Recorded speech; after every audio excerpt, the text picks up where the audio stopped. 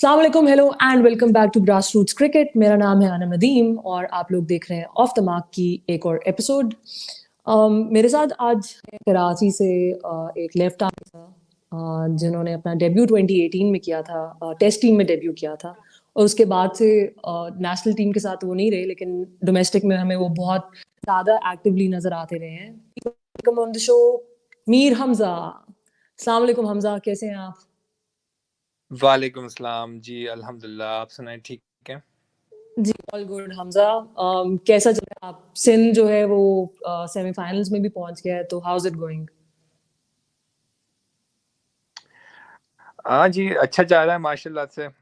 Semifinal में पहुंच गए हैं। परफॉर्मेंस बड़ी अच्छी जा रही है पूरी टीम की। बड़ा अच्छा मोमेंटम बना हुआ है, तो इंशाल्लाह इसको कैरी करेंगे।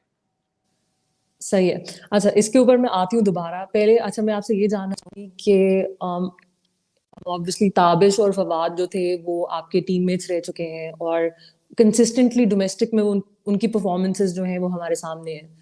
तो उनके साथ खेलने का एक्सपीरियंस आपका कैसा रहा है? हाँ जी, ये दोनों ज़ाहिर है, फवाद भाई ने तो प्रूव भी कर लिया इंटरनेशनल क्रिकेट में परफॉर्म करके। लेकिन इनकी जो जी। एक अच्छी क्वालिटी थी वो यही थी कि दोनों बहुत ज़्यादा हार्ड वर्कर्स हैं और अपने स्किल्स पे बिलीव करते थे, स्पेशली अपने बैड डेज में जब वो टीम में नहीं थे। डोमेस्टिक क्रिकेट में लगे रहे, परफॉर्म करते रहे और उनको ये बिलीव था कि हम इंटरनेशनल में आएंगे। तो खैर ये हमारे लिए बड़ा लेसन है उनसे सीखने का कि मेहनत करते रहें, किसी भी वक्त टीम में कमबैक हो जाएगा। बिल्कुल सही। तो आप उनसे इस चीज पे आप भी इस चीज को फॉलो करते हैं, ये मोटो अगर है तो आप भी इसमें बिलीव करते हैं? बिल्कुल, मैं बिल्कुल इस चीज़ पे बिलीव करता हूँ और ये दोनों हमारे लिए बड़े एग्जाम्पल्स हैं कि इन्होंने जिस तरह अपनी मेहनत जारी रखी, क्योंकि ये कहना बड़ा आसान काम होता है जब आप पाकिस्तान की टीम में नहीं होते और आप अपनी मेहनत जारी रखते हैं, लेकिन प्रैक्टिकली इन्होंने ये किया और उन्होंने ये प्रूव करके दिखाया और बिल्कुल हम उनको फॉलो कर रहे हैं। जिस तरह वो मेहनत करते थे इसी तरह हम हार्ड वर्क कर रहे हैं, तो इंशाल्लाह इसका रिजल्ट भी अच्छा आएगा। बिल्कुल ठीक है। तो हमजा, आप ताबिश की एब्सेंस में आपने सिंध का एक इनएक्सपीरियंस्ड बॉलिंग अटैक जो है आपने उसको लीड किया है, तो वो आपके लिए एक्सपीरियंस था उन सिंध की अटैक को लीड करना? जी बिल्कुल, ताबिश भाई मेरे साथ ट्रॉफी में थे। वो जी। नो डाउट बहुत वेल एक्सपीरियंस्ड बॉलर हैं और हमें उनसे सीखने को भी बहुत कुछ मिला। लेकिन ज़ाहिर है वनडे में ना ताबिश भाई हैं ना हमारे साथ सुहेल भाई हैं, तो उन दोनों के एब्सेंस में ज़्यादातर ज़िम्मेदारी फास्ट बॉलिंग की मुझ पे आती है।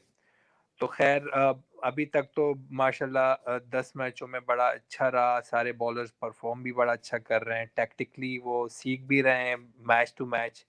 जी। तो इंशाल्लाह कोशिश मेरी यही होगी कि कल सेमीफ़ाइनल है उसमें भी अपनी टीम को लीड करूँ और टीम के लिए जितना कर सकूँ कोशिश करूँ कि अच्छा करूँ। बिल्कुल ठीक है हमजा।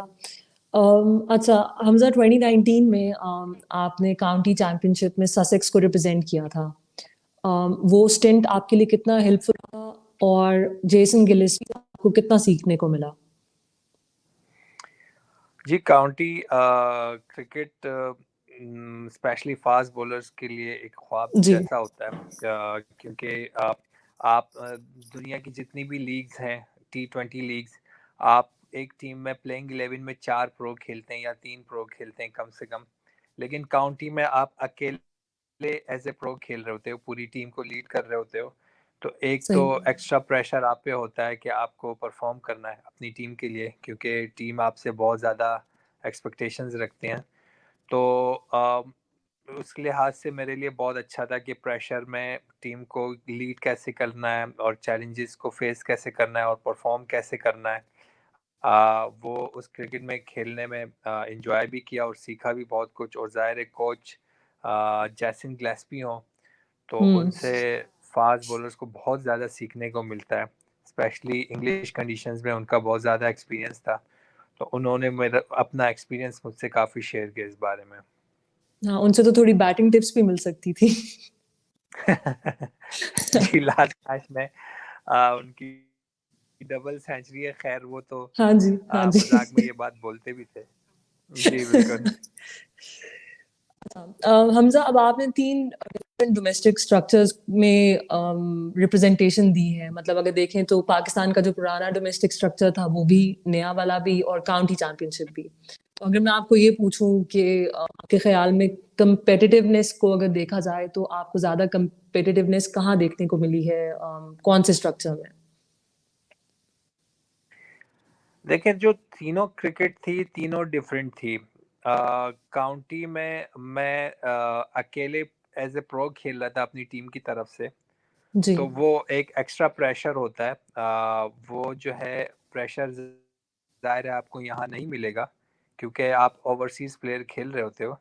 लेकिन हुँ, हुँ, अगर हुँ। बात कॉम्पिटिशन की, टीम्स की आपस की कॉम्पिटिशन की बात की जाए, तो जो अभी ये 6 टीमें बनी हैं, हाँ जी। उसमें कॉम्पिटिशन बहुत ज़्यादा बढ़ गया है। क्योंकि पाकिस्तान में ज़ाहिर है बहुत सारे फास्ट बॉलर्स हैं, बैट्समैन बहुत ज़्यादा हैं। तो उस वक़्त पिछली जो डोमेस्टिक स्ट्रक्चर था, उसमें डिपार्टमेंट की टीमें भी होती थी, रीजन की टीमें भी होती थी।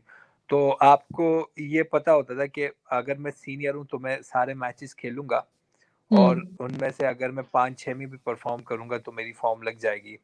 लेकिन यहाँ पर आपके पीछे जो बेंच प्लेयर्स होते हैं, वो भी सेम उतने ही टैलेंटेड, उतने ही फिट प्लेयर्स होते हैं, जो अगर आप 1 से 2 मैचों में कुछ नहीं करते, तो ज़ाहिर है आप पे हुँ, एक्स्ट्रा प्रेशर आता है। तो आपके माइंड में यही चीज़ चल रही होती है कि मुझे अगर टॉप लेवल पे रहना है, तो मुझे हर मैच में परफ़ॉर्म करना है, मुझे अपनी टीम को मैच जितवाना होगा। और बिल्कुल ठीक। यही सेम चीज़ जो है आपके जो अगेंस्ट टीम खेल रही होती है, उनके प्लेयर्स भी यही सोच रहे होते हैं। तो जो कॉम्पिटिशन लेवल है, ये जो नया डोमेस्टिक स्ट्रक्चर आया है, उससे हुँ, हुँ। कॉम्पिटिशन लेवल बहुत ज़्यादा बढ़ गया है। सही। और अच्छा, अगर बॉलिंग कंडीशन की बात करें, अब ऑब्वियसली हम यहाँ पे भी ड्यूक्स नहीं इस्तेमाल कर रहे, कूकाबराज इस्तेमाल कर रहे हैं। तो एज़ अ बॉलर उस बॉल के चेंज से कितना फ़र्क आया है? जी, ये बात मैंने पिछले साल भी इंटरव्यूज़ में कही थी हुँ, हुँ, हुँ। कि चूँकि इंटरनेशनल क्रिकेट में कोकाबरा बॉल यूज़ होती है, सिवाय हाँ जी। इंग्लैंड के।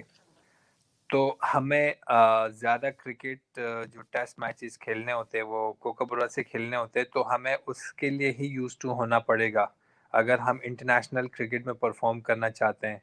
हुँ, लास्ट ईयर सारे फास्ट बॉलर्स ने स्ट्रगल किया, क्योंकि सबका पहला साल था।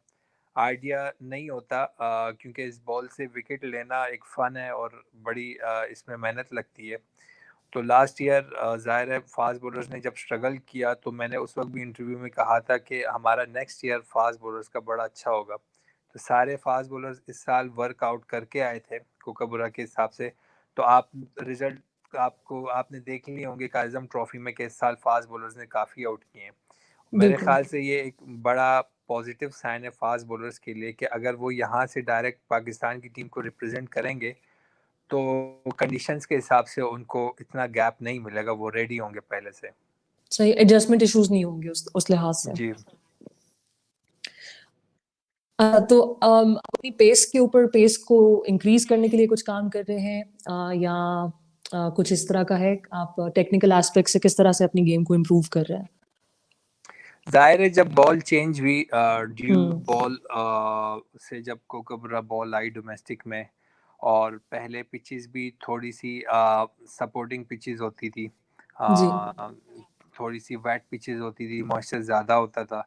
वो फ़ास्ट बॉलर्स को काफ़ी सपोर्ट करती थी। लेकिन पिछले 2 साल से, स्पेशली जो पिछले साल हम मैचेज़ खेले, टोटली वो बॉलिंग के लिए टफ़ कंडीशंस थी। तो लास्ट ट्रॉफी के बाद जो हमें 7-8 महीने मिले, हमने ये माइंड बना लिया था कि अगर हमें आउट करने हैं, तो हमें पेस बढ़ानी होगी, हमें हुँ, अपनी हुँ, हुँ। फिटनेस लेवल को और ऊपर लेके जाना होगा। तो बिल्कुल हमने उस पे वर्क भी किया, हमारी पेस भी बढ़ी, और उसके रिजल्ट भी इस साल कारिज़म ट्रॉफी में हमारे बड़े अच्छे आए एज ए फास्ट बॉलर। नए बॉल से भी आउट किए, पुरानी बॉल से भी आउट किए। तो ये हमारे लिए एक बड़ा अच्छा पॉजिटिव साइन था। और ज़ाहिर है अगर हमें इससे भी एक लेवल और ऊपर जाना है, हुँ, तो हमें अपने पेस में मज़ीद जो है इम्प्रूवमेंट लानी होगी और अपनी फ़िटनेस को और अच्छा करना पड़ेगा। बिल्कुल सही है। तो अच्छा, अगर मैं ये पूछूँ कि are you a believer in the pace is concept, या आपको लगता है कि एक्यूरेसी जो है वो ज़्यादा इम्पोर्टेंट है पेस से? तो आप क्या बोलेंगे इस पे? देखिए, जो इंटरनेशनल क्रिकेट इस वक्त हो गई है, स्पेशली वनडेज और T20 में, हुँ, एक्यूरेसी भी मैटर करती है लेकिन पेस भी मैटर करती है। अगर सही। आप मीडियम फास्ट बॉलर हैं तो आप बैट्समैन को, ज़ाहिर है कंडीशंस जो इस वक्त इंटरनेशनल में या दूसरी लीग क्रिकेट में हो गई है, वो आपको सीम स्विंग कंडीशन नहीं मिलती। हुँ, तो सीम स्विंग कंडीशन के अलावा अगर आप विकेट्स लेना चाहते हैं या इफेक्टिव बॉलर साबित होना चाहते हैं तो आपको पेस बढ़ानी होगी। एटलीस्ट आप 135 प्लस होंगे तो हुँ, आप हुँ। सामने वाले बैट्समैन को जो है वो डिफ़िकल्टीज डाल सकते हैं। तो एक्यूरेसी तो होनी ही होनी चाहिए, लेकिन एक्यूरेसी के साथ जो है ना वो आपके पास पेस भी होनी चाहिए ताकि आप बैट्समैन के लिए डिफ़िकल्टीज क्रिएट करें। बिल्कुल ठीक है, यानी it has to be a deadly combination, दोनों चीज़ें होंगी तो ही आप सक्सेसफुल हो सकते हैं। बिल्कुल। अच्छा, हमज़ा, आपका टेस्ट डेब्यू जो है 2018 में ऑस्ट्रेलिया अगेंस्ट हुआ अबू धाबी में, और उस टेस्ट के बाद ऑब्वियसली चांसेस ना होने के बराबर से ही रहे हैं। तो as a player, as an individual, obviously ये कितना डिमोरलाइजिंग है आपके लिए, and how determined are you to make a comeback in the national side now? अभी अगर आप नेशनल साइड में देखें तो पाकिस्तान को बड़े अच्छे यंग फास्ट बॉलर्स मिले हैं जी, पिछले 1-2 साल में। शाहीन शाह, हारिस रऊफ, मूसा, नसीम शाह, हसनैन, बिल्कुल। जो अच्छे भी हैं और तेज़ भी हैं। और ज़ाहिर है एक मैच खेलने के बाद जब प्लेयर ड्रॉप होता है, जी, लेकिन प्लेयर इस चीज़ के लिए पहले से रेडी होता है कि आपकी करियर में अप्स एंड डाउन्स आते रहेंगे। बिल्कुल जो सही। हमारा मेन मकसद होता है कि वो आप मेहनत करते रहें, लेकिन राइट डायरेक्शन में आप अपने स्किल्स को इम्प्रूव करते रहें, अपनी फिटनेस को इम्प्रूव करते रहें, और जब आपको मौका मिले कोशिश करें कि परफॉर्म करें।